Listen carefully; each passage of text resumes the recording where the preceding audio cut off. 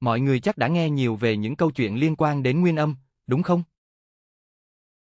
Chắc hẳn phần lớn những câu chuyện đó đều kiểu như có người bị ám, rồi tìm đủ mọi cách để cái dông không theo mình nữa. Nhưng mọi người đã nghe câu chuyện này chưa? Cái dông yêu thầm một người bạn, và chính cái dông đó, nó làm cho người ta sợ đến mức phải bỏ chạy. Nghe có vẻ lạ đúng không? Chưa hết đâu. Ở phần cuối câu chuyện hôm nay, anh sẽ dẫn mọi người đến một nơi rất đặc biệt. Nơi này có một con quỷ. Chỉ cần nghe về con quỷ này thôi cũng đã đủ sợ rồi. Chứ đừng nói là gặp tận mắt. Và còn bị nó rượt đuổi nữa chứ. Thôi, vào phần chính đi, anh sẽ kể cho mọi người nghe. Hả? Chào mừng quý vị đến với Lê Huy An, người kể chuyện ma. Trên kênh Truyện Ma, Lê Huy An. Cảm ơn những khán giả dễ thương đã gửi chuyện về cho kênh. Và để tăng thêm phần hấp dẫn khi nghe chuyện, xin mời quý vị tham gia một trò chơi nhỏ của tôi. Đừng quên đăng ký kênh và ủng hộ tôi nhé. Nghe chưa? Bây giờ chúng ta bắt đầu câu chuyện nào. Giọng kể của Huy An đây.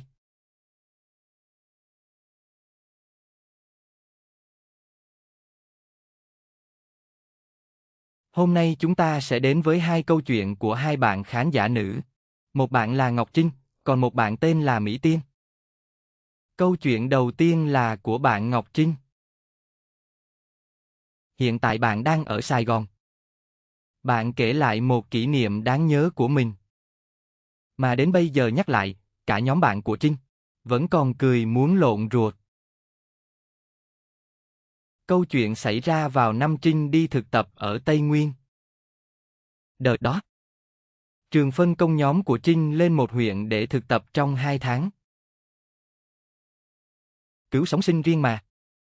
Lên tới nơi là nước là cái. Ngoài giờ làm việc ở cơ quan thực tập, cuối tuần cả nhóm thường thuê xe máy, đi sâu vào các buôn làng, vào các rẫy cà phê, rẫy tiêu của người dân, để chụp hình tham quan. Cái đó, nhóm của Trinh đã lạc vào một rẫy khá xa trong khu vui chơi.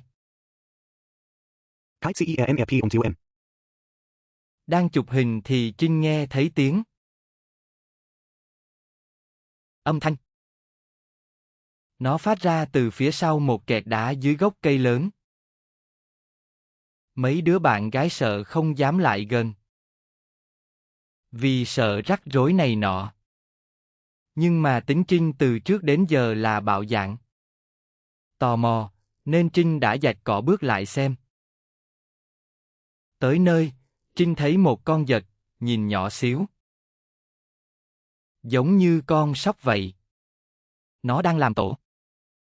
Cặp chân sau của nó bị kẹt vào cái bẫy sắt của ai đó. Mà máu nó tứa ra dính đầy. Con sóc thấy có người đến thì càng hoảng, nó càng giãy. Thì nó giãy khiến cái bẫy càng siết chặt.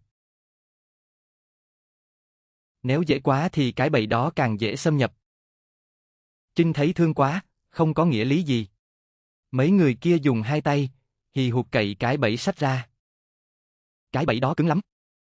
Trinh phải nhờ thêm vài đứa bạn nữa dùng cây hỗ trợ. Họ phải nạy miệng của cái bẫy ra. Khi gỡ ra, con sóc nhảy ra được một cái. Lúc đó, Trinh thấy tay mình dính chút máu vào áo. Nghĩ bụng mình vừa làm được một việc tốt. Thả con vật đi để nó sống. Chứ không có nghĩa lý gì sâu xa hay tâm linh cả. Ca đám, kéo nhau đi chờ tiếp. Nhưng có một điều lạ. Từ ngày gỡ bẫy cho con sóc đó, trải qua gần 2 tháng thực tập ở Tây Nguyên, công việc và cuộc sống của Trinh trở nên kỳ lạ hơn mọi người. Trinh thì thật, bình thường tánh Trinh cũng hay vụng về. Đi đứng hay bị té lắm. Vậy mà trong đợt đó, trải qua nhiều tình huống sinh tử. Trinh chắc chắn là mình đã miệng tiêu rồi. Nhưng cuối cùng vẫn qua được. Điển hình là hôm đó. Trinh đang chạy xe máy, chở bà đi đường đèo. Mưa xong thì đường trơn lắm. Xe đang chạy thì trượt bánh. Nó lao thẳng về phía mương cạn bên đường. Trinh nhắm mắt, lúc đó chỉ biết chờ đợi.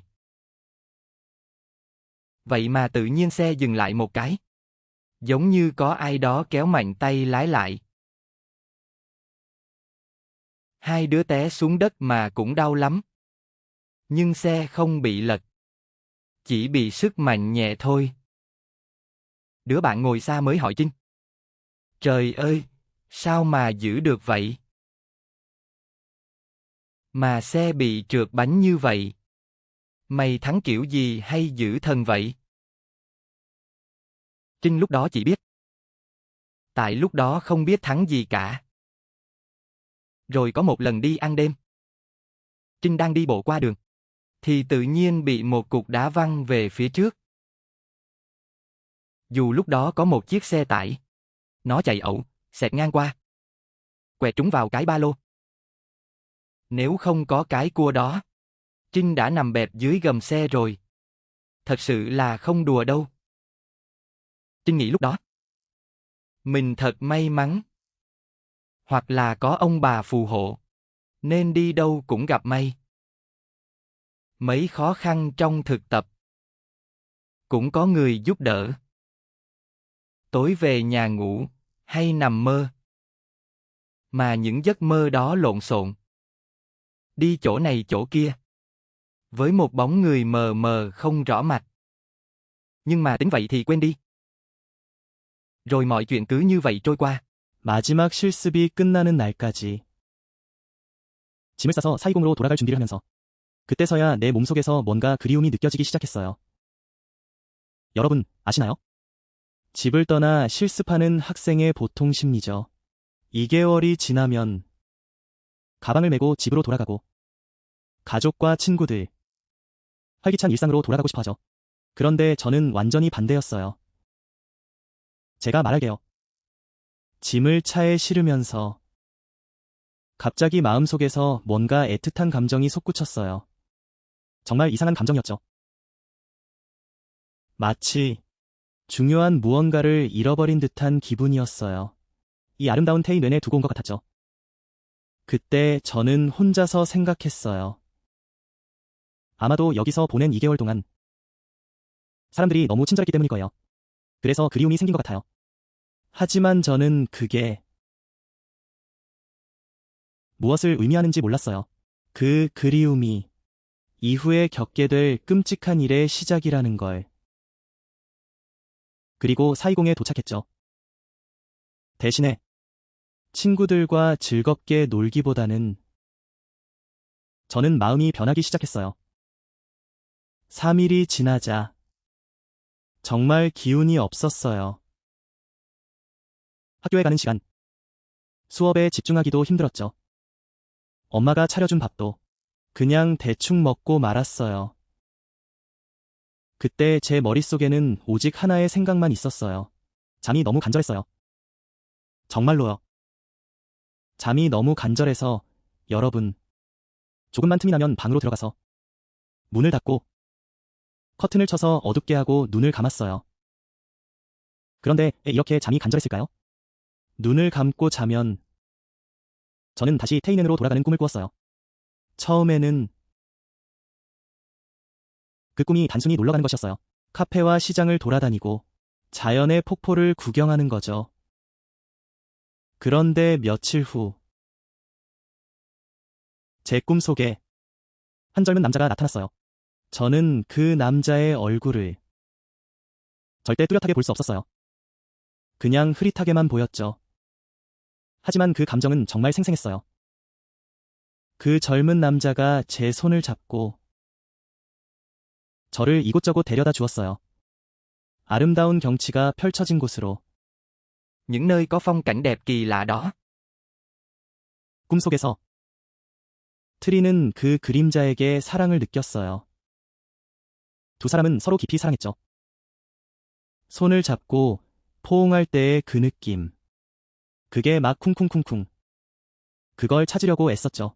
마치 현실에서 뼈와 살로 된 사람을 안고 있는 듯한 기분이었어요. 내가 말했잖아. 트리는 그리워서 미칠 지경이었어요. 이제는 학교를 그만두고 싶을 정도로. 버스를 타고 그 높은 지역으로 즉시 가고 싶었죠.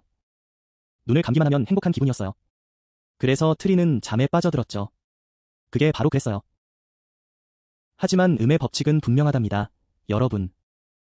음의 기운이 강해지면 양의 기운은 줄어들어야 해요. 꿈속에서 트리는 즐거웠고 얼마나 행복했는지. 하지만 현실에서는 트리는 많이 지쳐 있었어요. 실습을 마치고 한 달도 안 된 시점이었죠. 트린을 보면 마치 병에 걸린 사람 같았어요.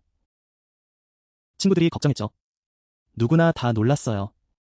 아, 정말. 두 눈이 말이죠. 정말 안 좋았어요. 안으로 쏙 들어가 버렸죠. 그리고 얼굴 피부는 세상에. 보기만 해도 소름이 돋았어요. 게다가 가끔 낮에도 트리는 혼자서 웃고 있었죠. 가끔씩 미소를 지으며 미친 듯이. 어느 날 갑자기 앉아있다가 눈물이 쏟아졌어요. 울고 싶었죠. 하지만 아무도 눈치채지 못했어요. 가족이 물어봐도 말하지 않았어요. 그냥 그렇게 지냈죠. 친구들 사이에서 한 친구가 트린을 오래전부터 신경 쓰고 있었어요. 트린이 아파 보이니까 그 친구가 죽을 만큼 걱정해서 어느 날 그 친구가 너무 안타까워서 트린의 손을 잡았어요. 트린에게 잘 먹고 힘내라고 조언했죠. 트린은 이야기를 시작했어요. 그때 그가 손을 잡았을 때 갑자기 트린은 차가운 기운을 느꼈고 마음속에 불쾌한 기분이 들었어요. 손을 뺏었죠. 그 친구는 트린의 반응이 너무 심하다고 생각했어요. 그래서 좀 민망했죠. 아이고. 인사하고 돌아갔어요. 누가 돌아가?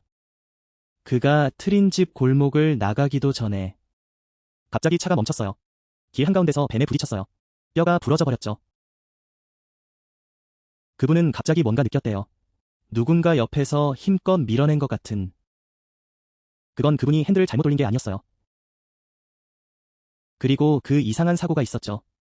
그분은 평생 그걸 잊지 못할 거라고 생각했어요. 더 이상 트린 집에 가는 것도 두려웠어요. 그때 아무도 진짜 이유를 몰랐어요.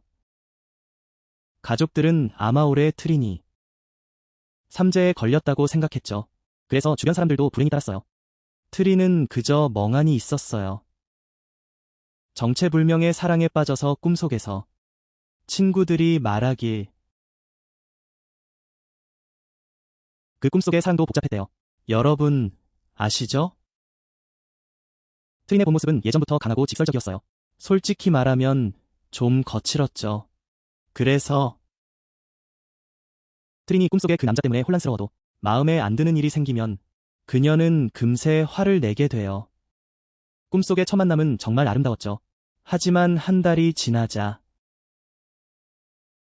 그 그림자가 이상한 요구를 하기 시작했어요. 그 남자는 이유 없이 질투를 했어요. 트린에게 집 밖에 나가지 말라고 했죠. 실제 사람들과의 만남도 금지였어요. 심지어 꿈속에서도 그 남자가 트린의 손을 잡고 끌었어요. 강제로 먼 곳으로 가게 하려고 했죠. 어둠 속에서 길을 잃게 만들었어요. 트린은 누군가에게 억지로 시키는 걸 싫어했어요. 그건 반항심이 생기는 거죠. 꿈속에서 두 사람은 계속 다투었어요. 결국 어느 날 결정적인 날이 찾아왔어요. 트린은 낮잠을 자고 있었죠. 그 꿈이 확실하게 다가왔어요. 꿈속에서 그 흐릿한 남자가 나타났어요. 더 이상 트린을 데리고 놀러가지 않았어요. 그는 멈춰서서 어떤 연못 위에 서서 차가운 목소리로 말했어요. 우리 헤어지자, 내 사랑.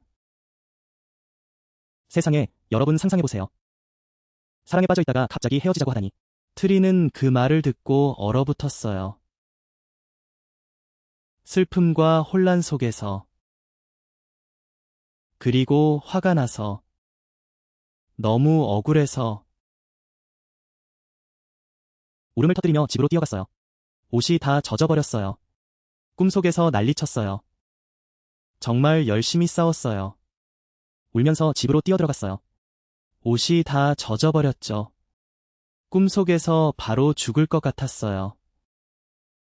너무 열심히 싸웠어요. 갑자기 깜짝 놀라서겠어요. 여러분, 아시나요? 깬 순간 눈물이 주르륵 흘렀어요. 그때 가슴이 아팠어요. 마치 내 가슴이 조여오는 것 같았죠. 진짜로 누군가에게 맞는 것 같았어요. 그런 느낌이 정말 아프더라고요. 혼자서 계속 울게 만들었어요. 눈물이 뚝뚝 떨어졌어요. 그냥 울고 있었죠. 하지만 이건 그냥 제 느낌이에요. 엄마의 입장에서 보면 엄마가 딸을 바라보는 모습이었죠. 그걸 표현할 말이 없었어요. 엄마가 그때를 회상하셨어요. 자기 딸이 마치 시체처럼 보였다고. 몇 밤이 지나고 엄마가 잠에서 깨서 화장실 가다가 트린 방을 지나쳤어요. 방에 불은 꺼져 있었고 트린의 목소리가 들렸어요. 혼자서 중얼중얼하고 있었죠. 엄마가 문을 열고 들어가니 정말 놀랐어요. 트린이 침대에 앉아 있었어요. 두 눈은 감고 입으로는 혼자서 이야기하고 있었죠. 두 손은 허공을 휘젓고 있었어요. 마치 누군가와 싸우는 것 같았어요. 어떤 날은 머리카락을 쥐고 앉아 있었어요. 갑자기 밤중에 웃고 있었죠. 그리고 15분 후에는 울고 있었어요. 정말 미친 사람처럼. 엄마는 딸이 안타까워서 크게 부르지 못했어요. 사람들이 듣고 놀라면 위험하니까. 그저 조용히 방으로 돌아갔어요. 그리고 울었죠. 딸이 공부에 너무 힘들어하는 것 같다고 생각했어요. 그래서 병이 생긴 것 같다고. 어느 날 오후, 트린이 일어나서 울고 있었어요. 꿈속에서 깨어난 것 때문이었죠. 그때 아래 고향에서 온 어떤 분이 집에 놀러 오셨어요. 방에 들어오자마자 그 아이가 누워있는 걸 보고 깜짝 놀랐어요. 정말 끔찍한 상태였죠. 그분이 놀라서 말했어요. 어머, 트리나. 왜 이렇게 얼굴이 창백하고 눈물이 나? 이런 색깔은 조심해야 해. 귀신에 홀린 것 같아.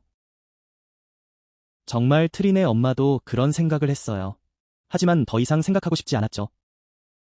어쨌든 딸이 아프고 공부하는 게 더 낫지 이런 일은 원하지 않았어요. 그래서 누가 뭐라고 하면 엄마는 정말 놀랐어요. 다시 보니 딸이 눈이 부풀어 오르고 모습은 정말 처참했어요. 엄마는 생각했죠. 계속 이렇게 있으면 딸이 죽을지도 몰라. 그래서 서둘러서 차를 가져왔어요. 그날 오후에 트린을 데리고 가기로 결심했어요. 한 분의 BA 세이를 찾아갔어요. 딸이 어떤 귀신에게 시달리고 있는지 알아보려고. 그날 오후, 트린의 엄마는 차를 타고 갔어요. 그리고 그 BA 세이 집으로 돌아갔어요. 트린은 이 부분을 이렇게 이야기했어요.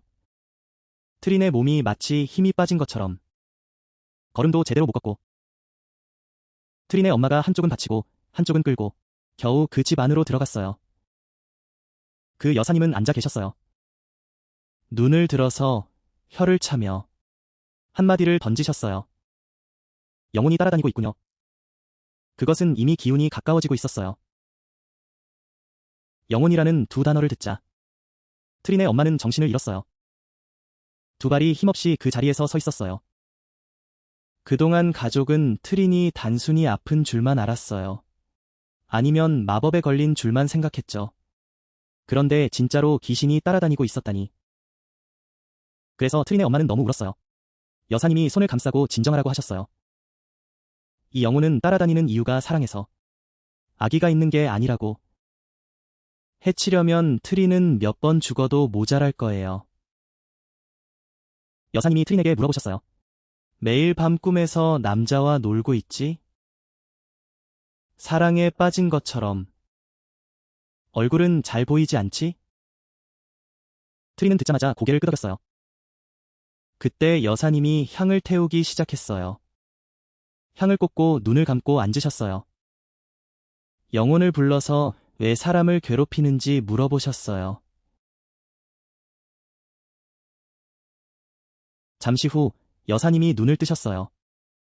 트린을 바라보며 이야기를 시작하셨어요. 모든 이야기는 테이넨에서의 실습 여행에서 시작되었어요. 그 사랑 이야기는 트린이 소중한 순간을 보냈던 날에서 시작되었어요. 작은 다람쥐를 구하려고 나무에 올라갔던 그때. 그 나무 밑에 한 젊은 남자의 영혼이 있었어요. 그 남자는 트린의 친절함을 보고 작은 생명을 구하려는 모습에 감동했어요. 그래서 자연스럽게 트린을 지키고 싶어졌어요. 몇 달 동안 트린을 보호했어요. 여사님이 트린을 지켜주셨다고. 트린이 위험한 상황에 처할 때마다, 차가 미끄러지거나 큰 사고가 날 때, 그 영혼이 도와줬던 거예요. 트린이 실습을 마치고 호치민으로 돌아갈 때, 그 영혼은 너무 사랑해서 견딜 수가 없었어요. 그래서 트린을 따라다니게 된 거죠. 그 영혼은 트린과 함께 놀고 싶어 했어요. 트린을 아내로 삼고 싶었던 거죠. 그래서 매일 트린의 기운을 빼앗으려고 했어요. 그로 인해 트린은 점점 힘이 빠졌어요. 그 남자가 트린의 친구를 집에 초대했을 때 손을 잡기만 해도 사고가 나서 부상을 입었어요. 그것도 그 영혼의 질투 때문이었어요. 사람들을 방해하려고 했던 거죠. 그 친구가 집에 놀러 갔던 일도 들었어요. 손을 살짝 잡았는데 길에서 넘어져서 어깨뼈가 부러졌대요. 이것도 그 동이 질투해서 그런 거죠. 그래서 사람을 밀어내서 화가 난 거예요. 그 동은 비에이세이와 함께 트린을 기다리려고 했던 거죠. 그냥 데려가려고 했던 거예요. 데려간다는 얘기를 듣자 트린의 엄마는 얼굴이 하얘졌어요. 두 손 모아 비에이세이에게 도움을 청했죠. 그런데 비에이세이는 갑자기 웃으면서 괜찮다고 걱정하지 말라고 했어요. 이 친구는 지금 저와 이야기하고 있어요. 자기는 스스로 떠났다고 하더라고요. 더 이상 트린을 따라다니지 않는다고. 그 친구는 이제 테이넨으로 돌아갔어요. 비에이세이가 말하길 그 동은 이별을 원한다고. 트린은 그때 꿈에서의 일을 떠올렸어요.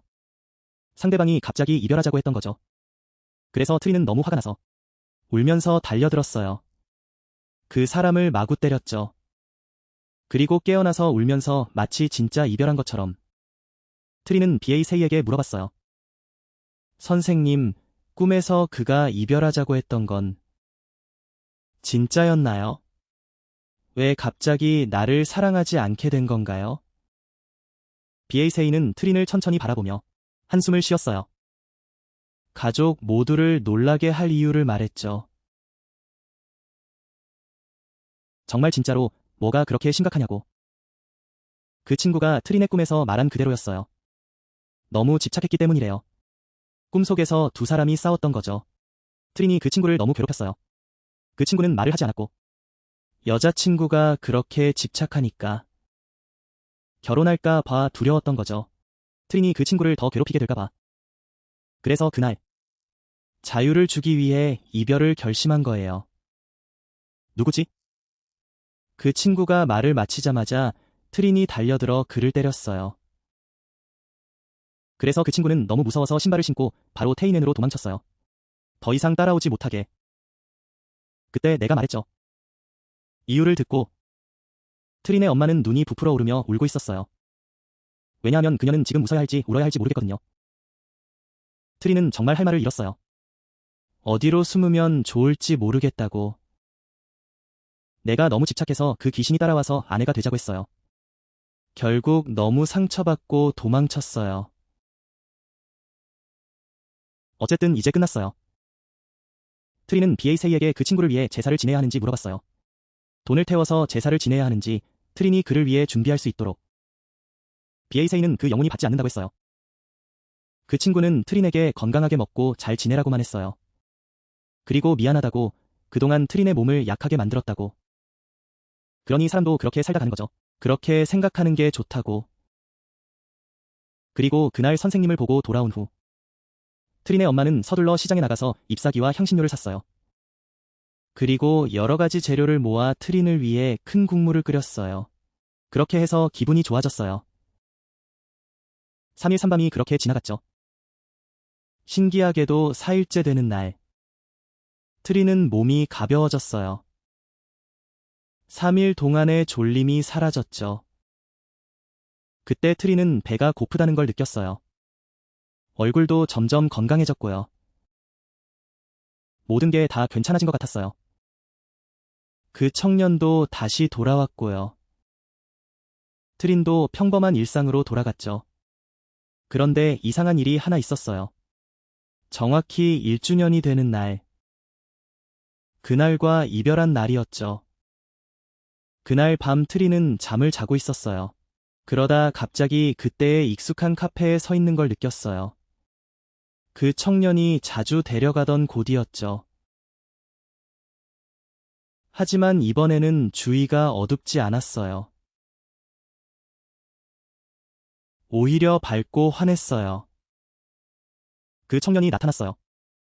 이번에는 트린의 얼굴이 보였어요.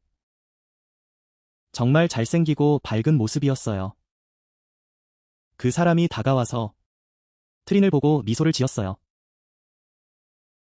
안녕, 나 인사하러 왔어. 나는 다시 태어나야 해. 트린은 그 말을 듣고 슬퍼졌어요. 하지만 그를 위해서라도 그는 트린에게 몇 가지 조언을 했어요. 식사와 건강 관리부터 자신의 성격을 조절하라는 거였죠. 그는 트린에게 이런 말을 했어요. 지금도 그 말을 떠올리면 웃음이 나요. 웃기면서도 따뜻한 말이었죠. 나중에 좋은 사람을 만날 거야. 그들은 진심으로 너를 사랑할 거야. 하지만 꼭 기억해. 너무 고집 부리지 말고. 조금은 양보해. 남편을 괴롭히지 말고. 이런 성격을 계속 유지하면 안 돼. 작은 일에 화내고 싸우면 부부가 오래가지 못해. 이혼할 수도 있어. 그때는 너 혼자 아이를 키워야 해. 정말 힘들 거야. 이제 그는 멀리 떠났어요.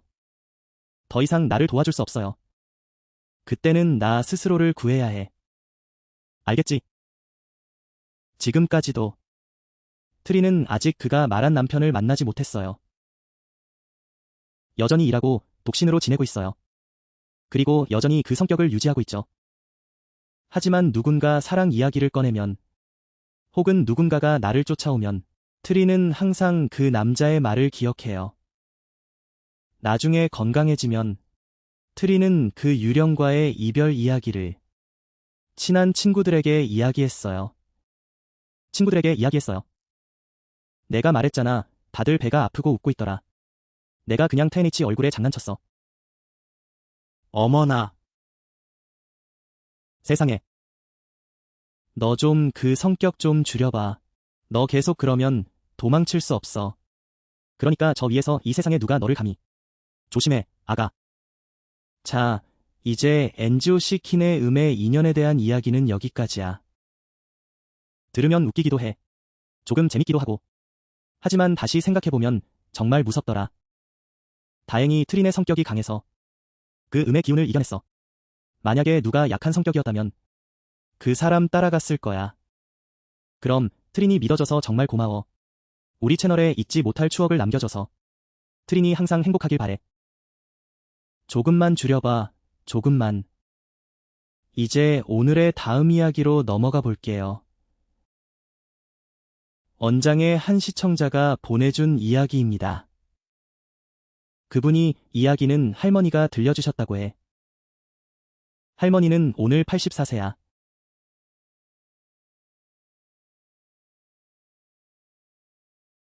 이 이야기는 약 30년 전의 일이고 할머니의 고향에서 일어난 일이야.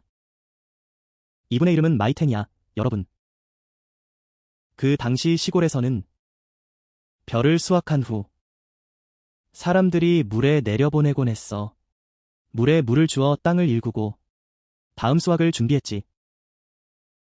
그 시기에 사람들이 자주 자선 활동을 하곤 했어. 주로 약초를 찾고 약을 만들었지. 할머니의 자선단체는 그때 인원이 많았어. 약 30명이었지. 약초를 찾으러 가고 자르고 말리고 완성된 약을 가난한 사람들에게 무료로 나눠주기 위해서 그때 할머니의 단체는 보보를 캐러 갔어. 여러분, 보보 아시죠? 계획은 8콩 이상을 해야 했어. 30명이서 캐면 7일은 걸릴 거야. 첫날은 모든 일이 아주 평범하게 진행됐어. 누가 이 일을 했냐고? 아무 일도 일어나지 않았어. 그런데 마음을 다잡고 단체의 아저씨, 아줌마들은 오래된 기계를 가지고 갔어. 일할 때마다 불경을 틀어놓고 이런저런 소리를 내면서 길을 편안하게 하려고 했지. 그리고 평안을 기원하기도 했어. 하늘에서 기계가 계속 기닝거렸고 고요하게 들판을 감싸고 있었지. 모두가 선한 일을 하러 간다고 생각했어. 후손들을 위해 물을 모으는 거니까. 그래서 열심히 일했지. 그래서 정말 열심히 일했어요. 첫날 저녁이 되자 모두 집에 가면 기분이 좋았어요. 전혀 이상한 느낌이 없었죠. 밥도 마찬가지였고 집에 가서 저녁 먹고 쉬고 다음날 일을 준비했어요. 둘째 날이 지나고 그 자선단체가 다시 돌아와서 일을 시작했어요. 오후 11시쯤 분위기가 갑자기 변하기 시작했어요. 평소에는 모두 웃고 떠들며 즐거웠죠. 하지만 오늘은 모두 조용해졌어요. 마치 누군가가 있는 듯한 느낌이었죠. 그게 사람을 불편하게 만들었어요. 그 땅은 사공이 펼쳐져 있고 왼쪽에는 높은 언덕이 있으며 레몬나무가 자라고 그리고 집에서 재배한 두리안이 있었어요. 그렇게 일하고 있었죠. 그러다 할머니가 보니 한 노인이 서 있는 걸 봤어요. 그 노인은 70세가 넘은 것 같았어요.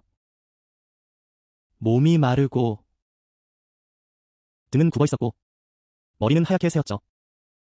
주변에는 아무도 없었고 아무도 신경 쓰지 않았어요. 할머니는 그 노인이 너무 외로워 보였어요. 혼자서 힘들게 있는 게 안쓰러웠죠. 그래서 물어보려고 했어요. 그런데 그때 단체에 옹템이 와서 할머니를 부르더니 밥 먹으러 가자고 했어요. 그래서 그 생각은 잊어버렸죠. 그렇게 시간이 지나갔어요. 할머니도 그 일을 잊어버렸고 오후 1시쯤 모두 열심히 일하고 있을 때 할머니는 다시 그 노인을 봤어요. 그 노인은 여전히 그 모습으로 할머니 쪽으로 천천히 다가왔어요. 할머니가 다시 보니 그 노인이 할머니를 똑바로 쳐다보았어요. 그리고 그녀는 미소를 지었죠. 하지만 그 미소는 정말 무서웠어요. 보통 사람의 미소와는 전혀 달랐죠. 그 미소를 보니 할머니는 소름이 돋았어요. 하지만 그다지 깊게 생각하지는 않았어요. 아직 해가 밝았으니까요. 할머니는 손을 흔들며 다가가서 물어봤어요. 할머니가 필요한 게 있는지? 그런데 정말 이상하더라고요. 할머니가 일어났을 때 다시 보니 그 노인이 사라졌어요. 그 언덕은 텅 비어 있었고 아무도 없었어요. 할머니는 눈을 비비며 바라보았죠. Bà ngoại vừa nhìn tôi với ánh mắt sắc lẹm. 그냥 몇 번 봤는데도 안 보였어요. 외할머니는 아마 집에 들어갔겠거니 생각했죠. 그래서 더 이상 신경 쓰지 않았어요. 그리고 다시 자신의 일을 계속했죠. 3일째가 되었어요. 그 자선단체는 이제 13명만 남았어요. 모두 개인 일이 바빠서요. 그래서 인원이 줄어든 거죠. 그날 작업하는 곳은 유골이 쌓인 곳이었어요. 거기에는 오래된 사우렌 기계가 있었죠. 정말 컸어요. 오늘 외할머니는 어떤 계획을 세우셨어요? 그 할머니를 다시 만나면 꼭 물어봐야겠다고. 할머니가 여기서 길을 잃으면 위험하니까요. 정확히 정오 1시였어요. 해가 정중앙에 떠 있었죠. 모두 빨리 끝내고 쉬려고 서두르고 있었어요. 그때 외할머니가 그 할머니를 다시 보게 되었어요. 할머니는 외할머니로부터 약 20m 떨어져서 있었어요. 이전에 입었던 옷을 그대로 입고 있었죠. 외할머니는 자세히 살펴보았어요. 할머니의 입술이 떨리고 있었어요. 몇 마디 하더니 사라졌어요. 마치 뭔가 중얼거리고 있는 것 같았어요. 아주 잘 들리지 않았어요. 외할머니는 손을 털고 할머니 쪽으로 걸어갔어요. 외할머니가 5m 정도 가까워지자 갑자기 그 할머니가 똑바로 서더니 자세를 바로잡았어요. 이제는 어제처럼 약해 보이지 않았어요. 이때 할머니의 얼굴은 많이 변했어요. 정말 무서워 보였죠. 할머니가 말했어요. 꺼져. 너희들 그 소리 꺼. 꺼지 않으면 너희들 다 죽어. 외할머니는 멈췄어요. 어리둥절하지 말고. 무슨 일이 일어난 건지 이해하라고. 잠시 생각하니 외할머니가 이해했어요. 할머니가 말하는 건 그 기계에 대한 거였어요. 자선단체의 불경이 울려 퍼지고 있었죠. 그리 멀지 않은 곳에서요. 외할머니가 대답했어요. 그게 뭐죠? 우리는 그냥 불경을 틀고 있었어요. 누구에게도 영향을 주지 않아요. 게다가 여기에는 무서운 집도 없어요. 그런데 할머니는 여기서 뭐 하세요? 물이 깊어요. 할머니의 자식들은 어디에요? 혹시라도 사고라도 나면 큰일이에요. 그 할머니는 듣고 있었어요. 할머니는 가만히 서 있었어요. 그렇게 외할머니를 바라보고 있었죠. 외할머니도 할머니가 뭐라고 할지 기다렸어요. 그러자 할머니가 손을 흔들었어요. 그런데 그때 할머니의 목소리는 남자 같았어요. 할머니는 여기서 거의 100년을 살았어요. 그리고 나를 3번 때렸는데도 죽지 않았어요. 그런데 할머니는 그 소리를 듣고 있더라. 정말 불편했겠네.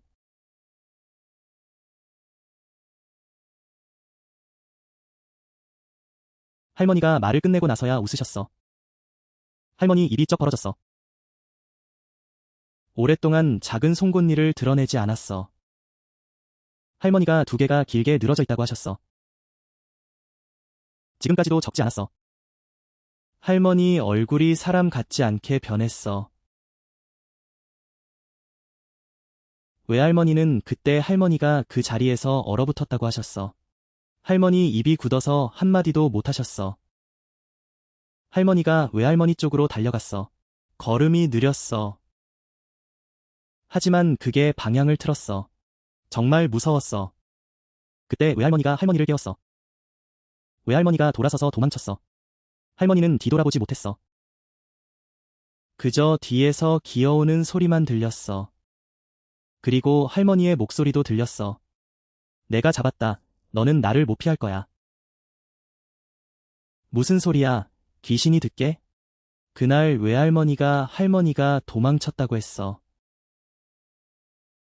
해안에 도착했을 때 외할머니가 그곳에 서 있는 삼촌을 봤어. 삼촌이 외할머니의 얼굴을 보고 놀랐어? 너무 떨려서 삼촌이 물어봤어. 어이, 언니, 내가 너를 밥 먹으라고 불렀는데 왜 대답이 없어? 갑자기 언니가 여기서 뛰어올라왔어. 누가 너를 해쳤어? 외할머니는 나무에 붙잡고 있었어. 하지만 솔직히 외할머니는 삼촌에게 말할 용기가 없었어. 너무 놀라서. 또한 외할머니는 만약 말하면 그 자선단이 두려워서 일을 그만둘까 봐 걱정했어. 그동안 얼마나 많은 노력을 했는데. 그래서 외할머니는 아무 말도 하지 않았어. 아무 일도 없었던 것처럼 행동했어. 삼촌을 쳐다보지도 못했어. 그날 이후로 외할머니는 집에 돌아가도 멍하니 있었어. 며칠 동안 혼미하게 지냈어. 잠을 자거나 눈을 감으면 그 할머니 얼굴이 떠올랐어. 그 귀신의 송곳니도 보였어. 가족들이 외할머니가 아프다고 걱정했어. 그래서 물어봤어. 하지만 외할머니는 결단코 비밀을 지켰어. 아무에게도 말하지 않았어. 그렇게 시간이 흘렀어. 자선단이 해체된 후 외할머니는 그 일을 한 스승에게 물어보았어. 스승님이 외할머니의 이야기를 들으셨어. 잠시 생각하시더니 이렇게 말씀하셨어.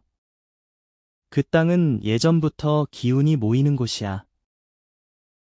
또한 깨끗하지 않은 것들이 살고 있는 곳이기도 해. 외할머니가 본 그 할머니는 실제로 수년간 수련한 귀신의 형태야. 이런 존재는 경전의 소리를 가장 두려워해. 또는 불법의 빛이 있는 곳에서. 외할머니의 자선단이 경전을 읽는 동안 계속해서 그곳에서 귀찮게 했던 거야. 너무 귀찮아서 나타나서 겁을 주는 거야. 목적은 사람들이 기계를 꺼야 한다는 거지. 선생님, 이렇게 말씀하셨대. 구름 속에서도 외할머니는 마음을 잘 지키셨대. 그게 나타날 때는 평범하게 대화도 했어. 만약 외할머니가 너무 무서워서 정신이 혼란스러웠다면 확실히 그쪽으로 끌려갔을 거야. 정말 무서운 얘기야. 여러분, 엄마는 밤에만 나타나. 그리고 귀신은 말할 필요도 없지. 낮에도 나타나서 사람들에게 보여주면 더 무서워. 정말 외할머니는 대단하신 거야. 낮에 만나면 어떻게든 피할 수 있었지. 하지만 밤에 귀신을 만나면 이미 익숙해진 거야. 자, 오늘 2 이야기를 다 들었네요. 안도트린과 미티엔에게 감사드려요. 자신의 이야기를 나눠줘서.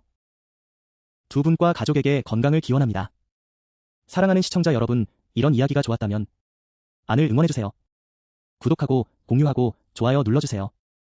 거기서 알림 버튼도 눌러주면 알림을 받을 수 있어요. 새로운 이야기가 올라오면 여러분이 가장 먼저 알림을 받을 거예요.